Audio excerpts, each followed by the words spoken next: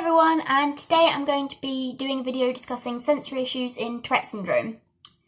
A lot of people with Tourette syndrome experience a variety of sensory issues, and this is because Tourette's isn't just tics, it's also a lot of other symptoms including sensory issues, rage attacks, obsessive compulsive behaviours and other things as well.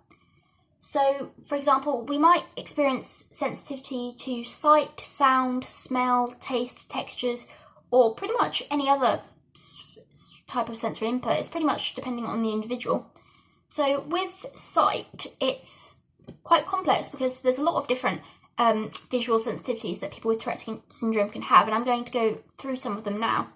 So the first thing is called photosensitivity, and photosensitivity is where like flickering or fluorescent lights might trigger tics. So for me, that's why I tic more in public, because I was under a lot of fluorescent lights, and that, although I couldn't see the fluorescent lights flickering, they do flicker multiple times a second, and my brain would pick that up and it would make me tic more. And to manage this, I had to wear sunglasses, and different colours work for different people, and for me it was an amber rose tint. But this is also why some people with Tourette's might tic more in front of the TV. TV doesn't cause tics, however, the flashing screens and stuff can lead to sensory overload, which can lead to more tics whilst viewing.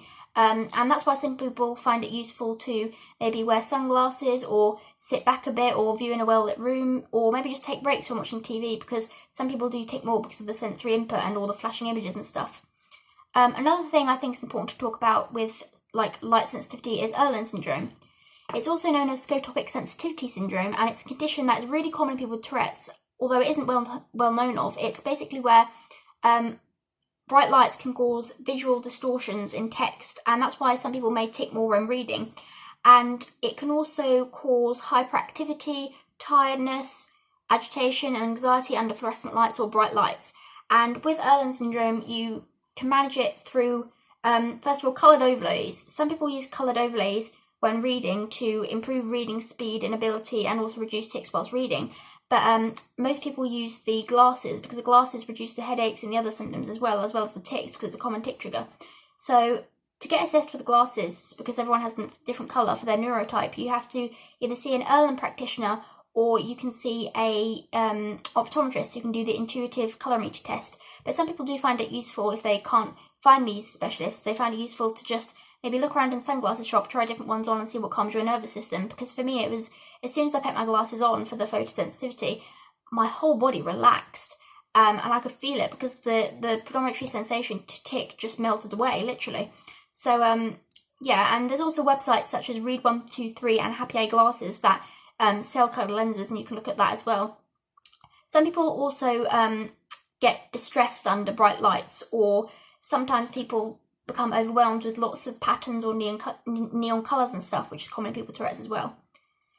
Sound sensitivity is common in people with Tourette's. For example, you might experience sensory overload in a music room because of all the people playing the keyboards, or you might find it difficult in class when everyone's speaking. And some people also find that complex and loud sounds trigger tics. For example, some people tic more when the radio is on or when certain music is on. And some people find that when there's a loud sound, it might trigger a sudden violent tic. And that's what happened for me as well. And that can usually be managed through ear defenders or earbuds or something like that. With the sensory sensitivity to smell, it can lead to issues such as avoiding certain foods or perfumes and stuff, because it can cause overwhelm and you might really dislike it and stuff. And it can also be a tic trigger. For example, when my friend put on a lot of perfume, it made me tic like a lot, because I wasn't ticking much prior to that, but they put the perfume on and my tics just came back very violently, and it was because of the smell of the specific perfume. Some people also have sensitivities to textures. For example, when I was younger, I didn't like the feel of water on my hands, especially when it rubbed together. But the problem with that is I had a tic where I rubbed my hands together. So in that situation, you might want to wear rubber gloves because, for example, when I was in the bath and shower and stuff, then I would do that tic and I had to wear rubber gloves. And I also found it difficult to brush my teeth because, first of all, the bristles on your gums, but also I was scared that the water would drip down from the bristles onto my hands. So I had to brush my teeth with tissue wrapped around the handle. Sensitivity to texture can also trigger tics as well. Pretty much any sensory input can be a tic trigger, depending on the individual. So some people might find that when they wear a collar for school or work, it might make your neck tic worse because it's rubbing against your neck and makes your brain more aware of it. Some people find that if a bra strap is slightly different or misaligned, then it can trigger tics such as head jerking or shoulder shrugging, because your brain, even though you might not notice it, your nervous system will pick up on it and might make you tic more. So if you have those tics, then you might just want to make sure that your clothes aren't too tight or misaligned or anything. And some people also have issues with clothing tags and stuff. Issues with certain tastes and also textures can make trying new foods quite difficult as well, as some people with Tourette's have quite a restricted diet, just like some people with autism or sensory processing disorder, because we might find it difficult to try different foods because of the texture. And it isn't necessarily picky eating, because it's not bad behaviour. We don't choose to not eat these things. It's just that sometimes the texture is just too overwhelming for us and we just can't. Some people also experience, like, I want to say it's called proprioception. It's where you aren't really aware of where your body is in terms to other body parts, and this is why deep pressure can sometimes work to reduce tics for some people, because if you're not aware where the body part is, it will make that body part tic more. So if you use deep pressure, then it can sometimes help, and that might be also why some people find weighted blankets useful for tics and stuff, especially getting to sleep. And there's this vestibular as well, and vestibular is, if you're hyposensitive to vestibular, hyposensitive is where you're underreactive to it. For me, I'm underreactive to vestibular, because that's where you feel like where your head is and stuff, and it's all about like sort of dizziness and stuff.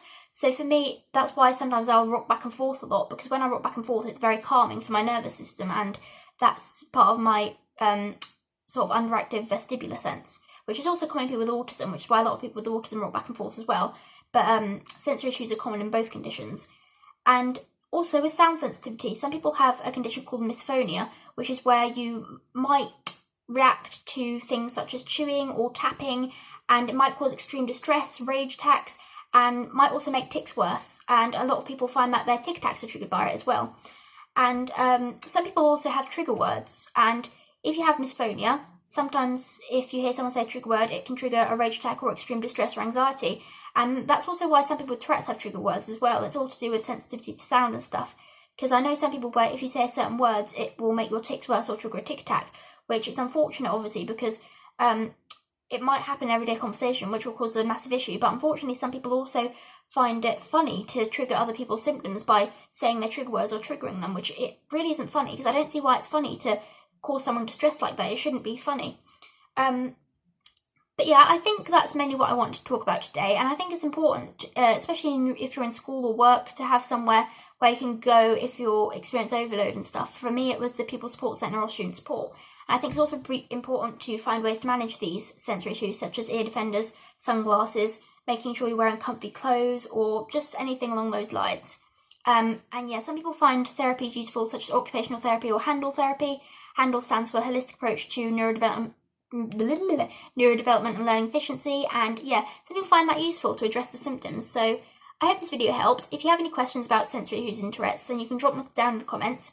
Oh, and also something I forgot to say is, with texture and stuff as well, some people have an issue where they might chew their clothes, they might chew their pencils, and that's usually to do with sort of your mouth needs input, like textures and stuff like that.